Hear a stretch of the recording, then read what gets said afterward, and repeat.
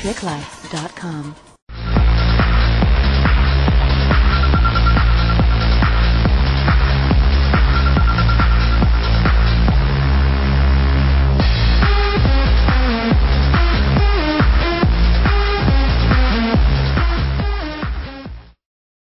A manual shift car isn't easy for most people, but with practice, it can become second nature. So come on into my car and we'll go for a ride.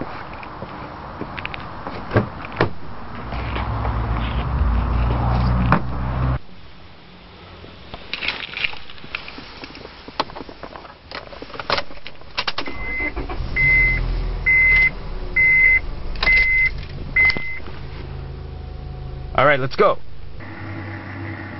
So now that we're in the car itself, we should look at the main components necessary for driving a manual shift car. Well, the first is of course the steering wheel, the shifter itself, and of course the gas pedal, the brake pedal, and the very important clutch itself. So to start the car, we need to first hold down the clutch pedal and slowly start the engine in the neutral position, which is at the center.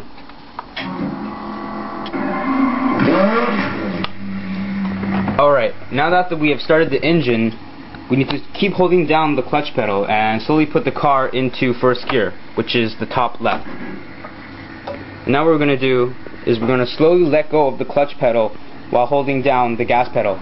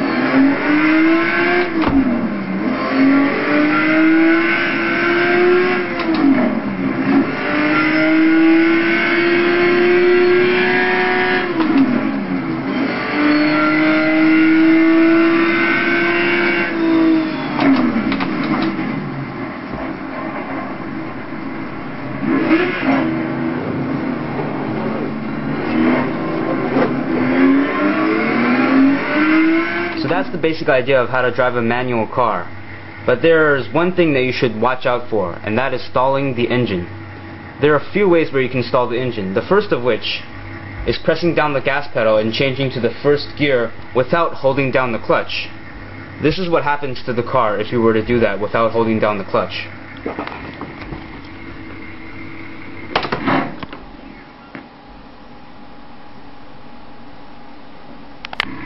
Listen carefully to the sound of the engine as I put it into first gear without holding down the clutch.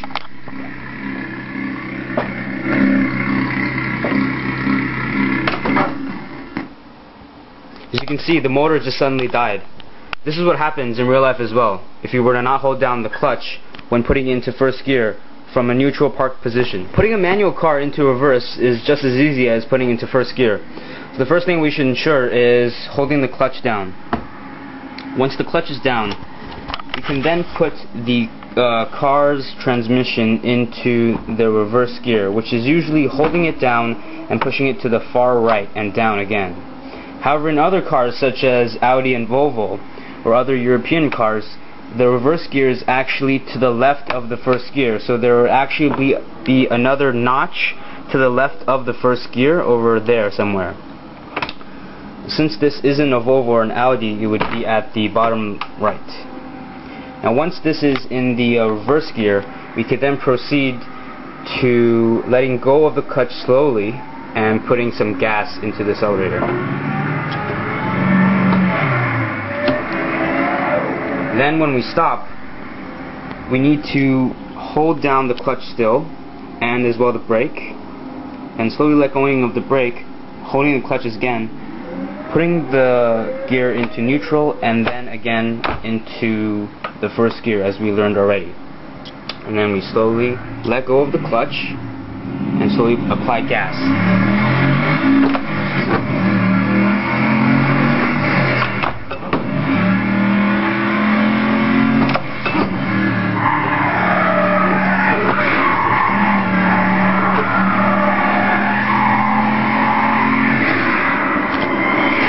Now I just attracted some police, and this is an example of what you should not do when driving a manual car, or any car for that matter.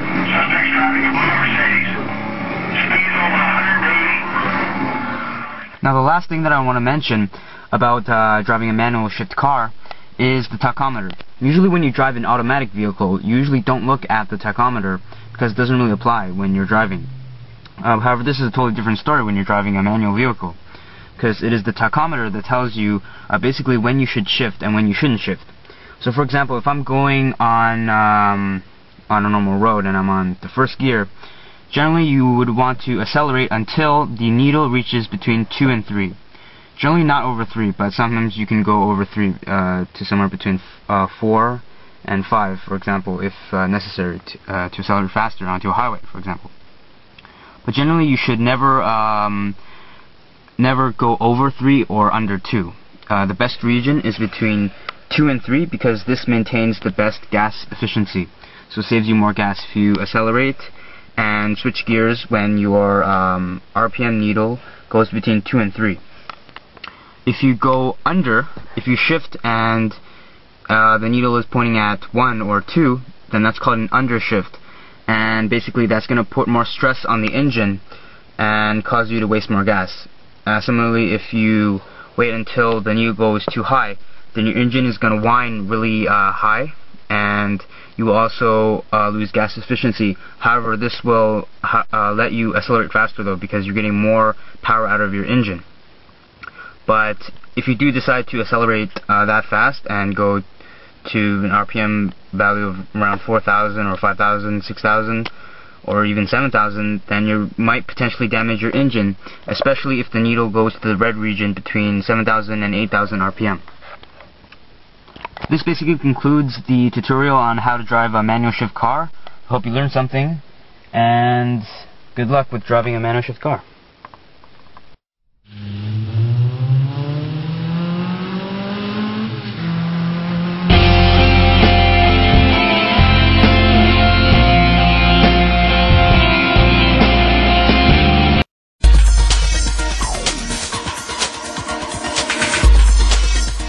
TrickLife.com